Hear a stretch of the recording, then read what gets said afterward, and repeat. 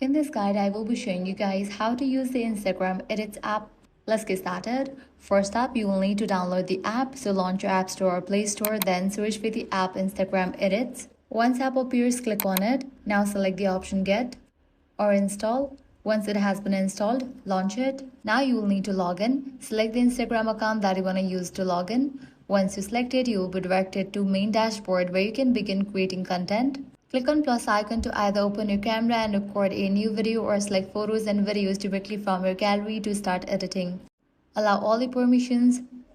Click the picture or video. Then from here you are able to edit it. Next up, you can also go to the Reels section where you will find ready-made templates that help you create stylish videos in just a few taps. Inside the app, you can start a new project, trim clips, add effects, and organize your content easily.